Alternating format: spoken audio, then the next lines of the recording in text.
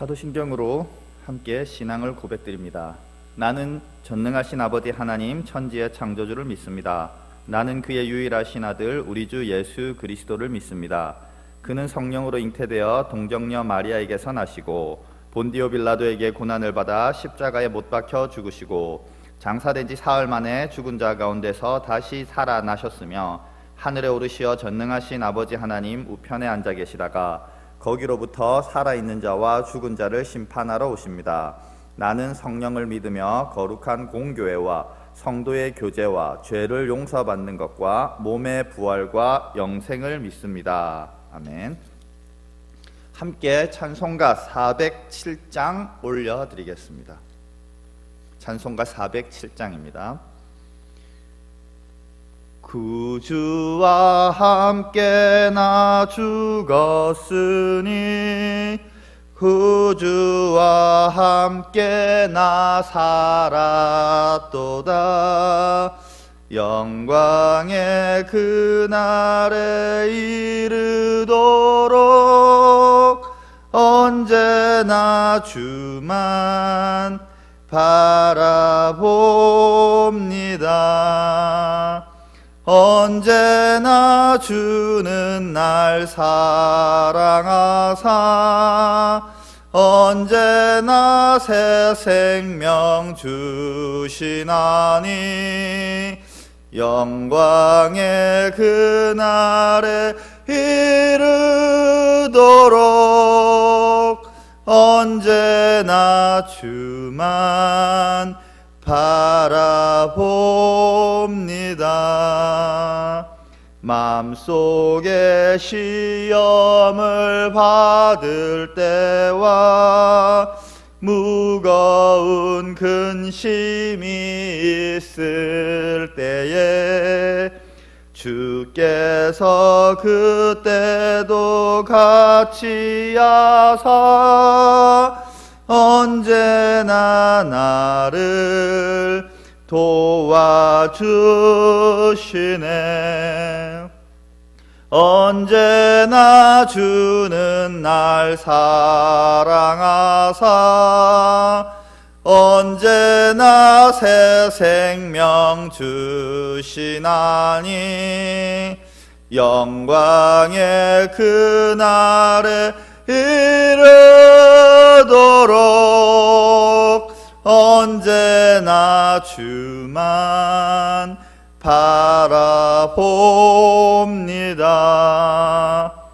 뼈 아픈 눈물을 흘릴 때와 쓰라린 마음으로 탄식할 때 주께서 그때도 같이 하사 언제나 나를 생각하시네. 언제나 주는 날 사랑하사 언제나 새 생명 주시나니 영광의 그날에 이르도록 언제나 주만 바라봅니다.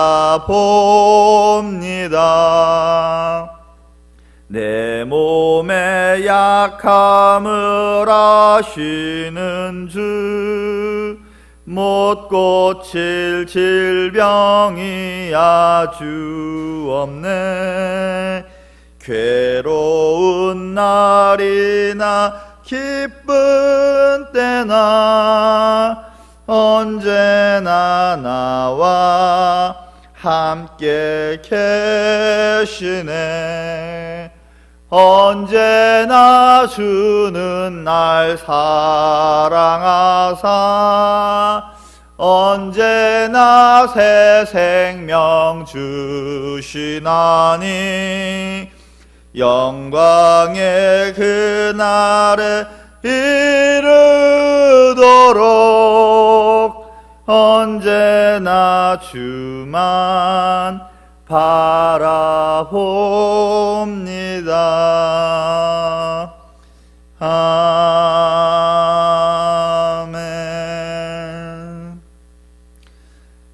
아버지 감사합니다.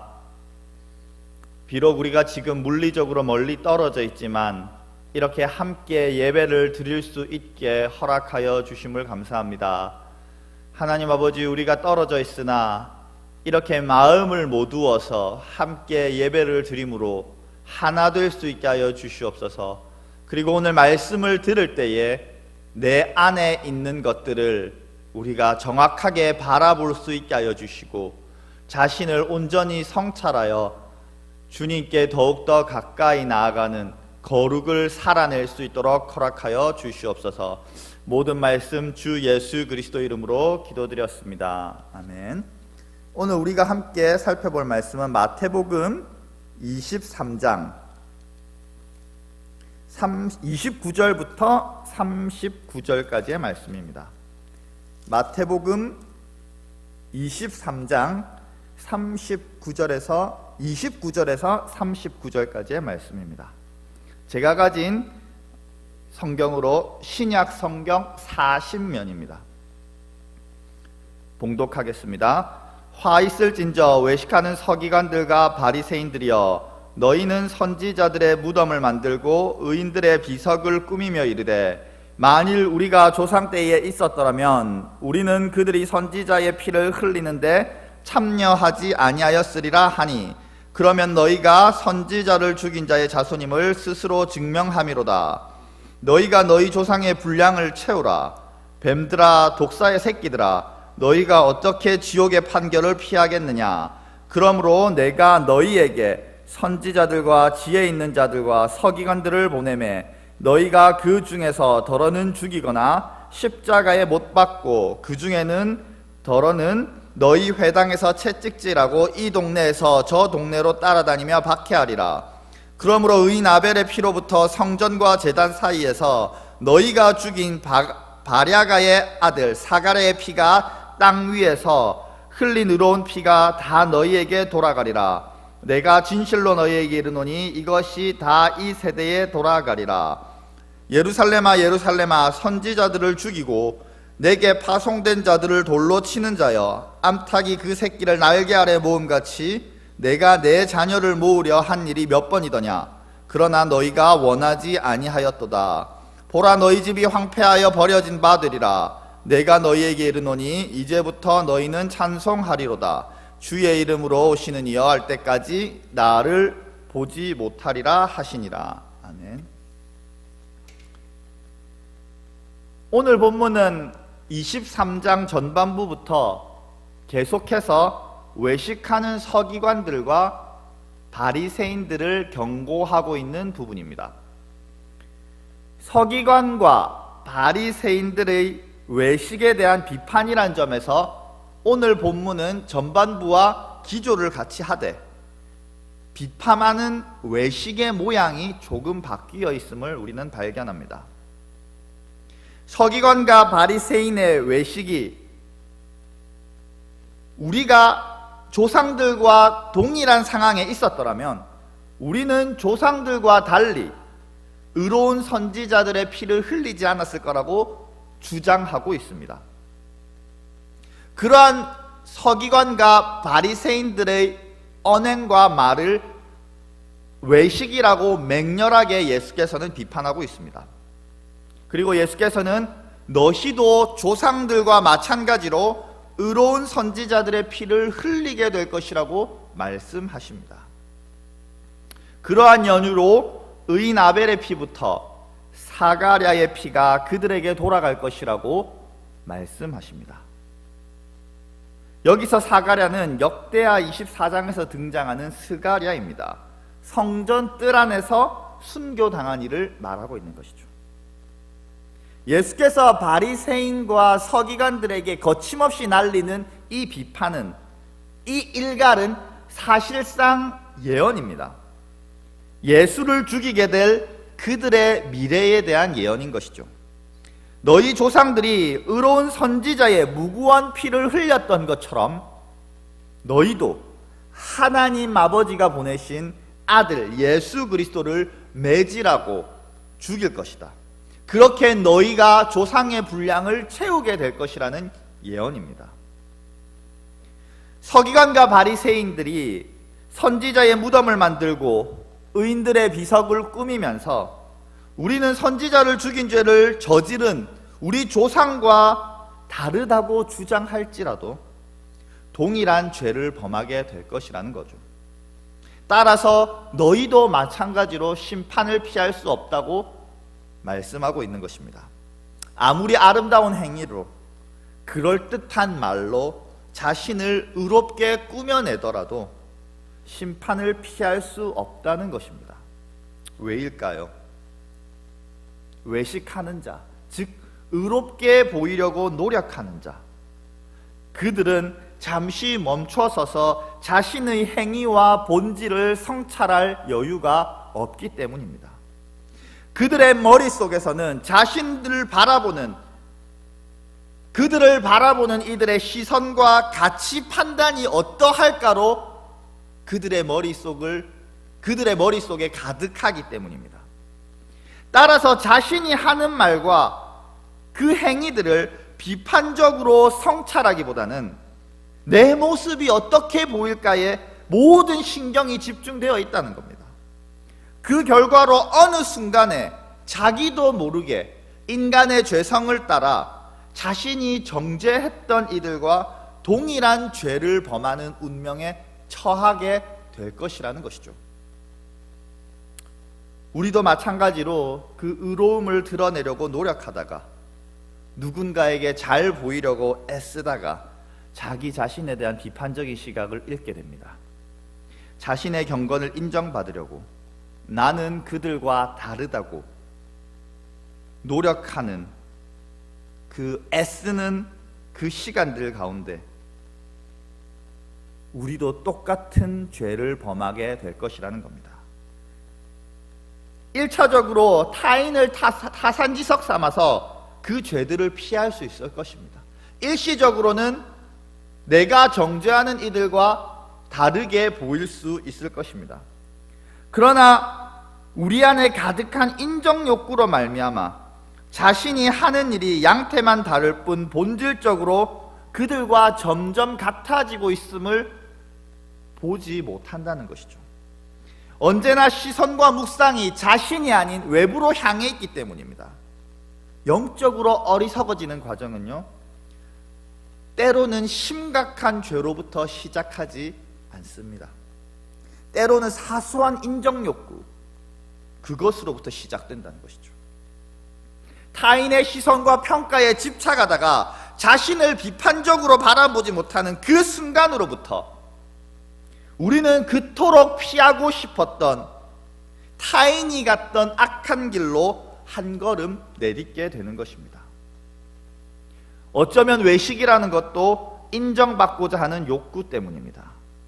인정투쟁을 하다가 지금 자신이 외식하는 것인지도 모르는 지경에 이르게 되는 것입니다.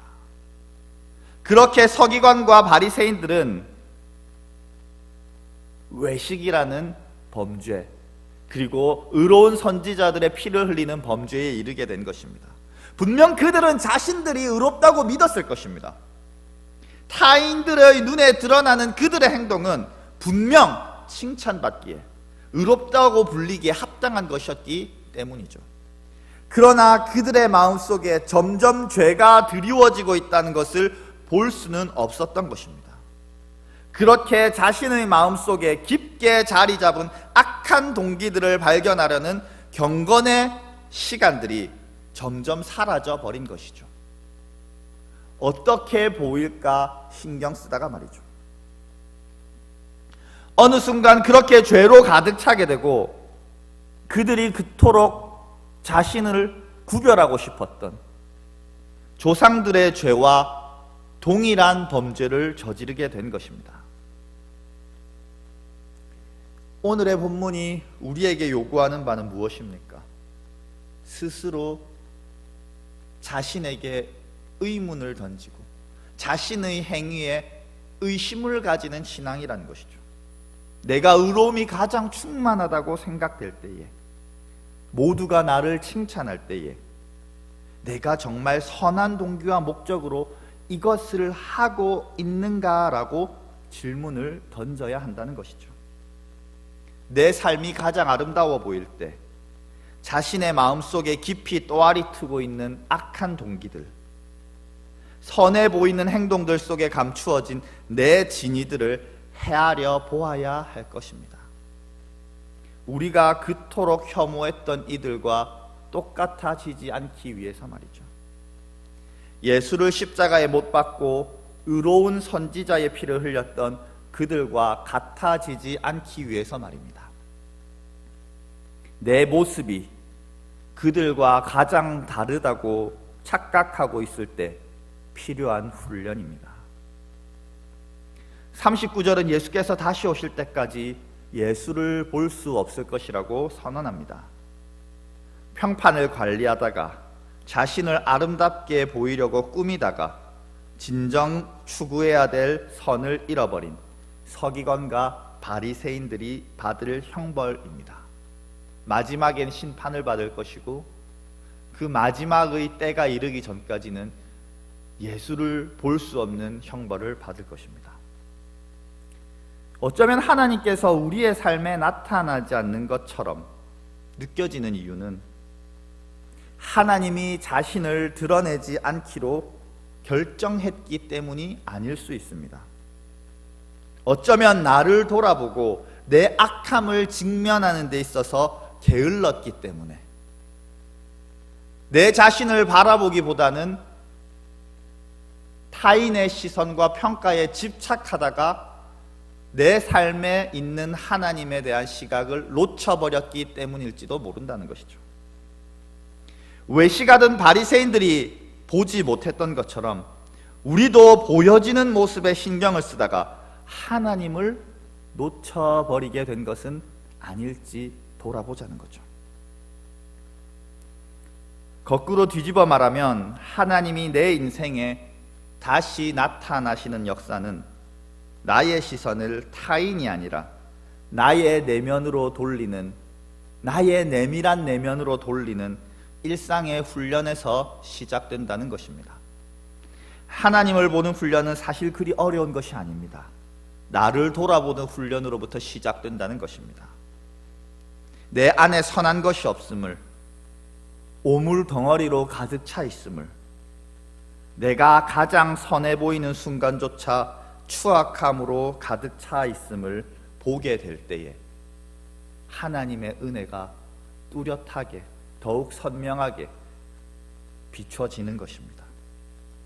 그렇게 하나님의 은혜가 없이 살아갈 수 없는 내 자신을 깨닫게 되는 것입니다. 그렇게 우리는 하나님이 내 삶을 지탱하고 계셨구나 깨닫게 되는 거라는 거죠.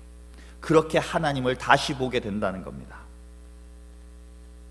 나의 무미건조한 삶에 은혜가 흘러 들어오게 되는 것이죠. 한울교회 형제자매 여러분, 오늘 이 시간에 타인에 향한 나의 집착이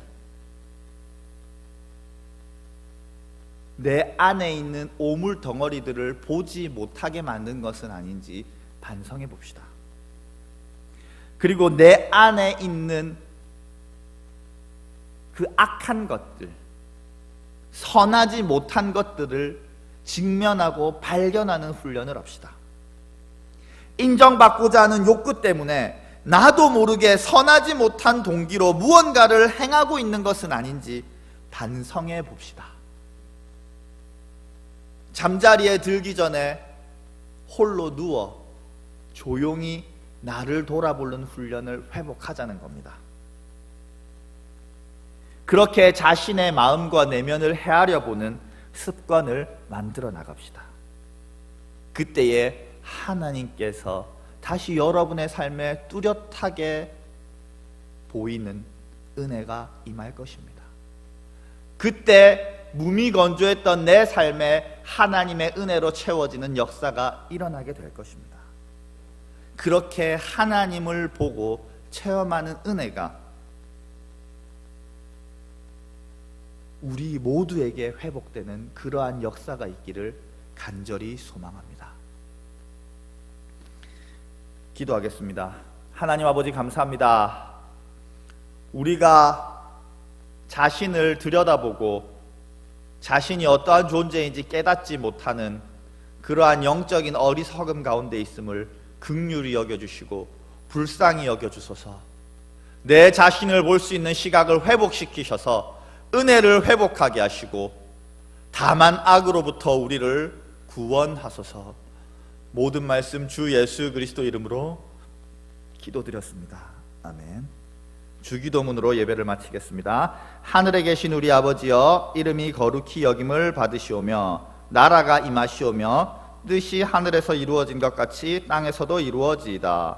오늘 우리에게 일용할 양식을 주시옵고 우리가 우리에게 죄 지은 자를 사하여 준 것 같이 우리 죄를 사하여 주시옵고 우리를 시험에 들게 하지 마시옵고 다만 악에서 구하시옵소서. 나라와 권세와 영광이 아버지께 영원히 있사옵나이다.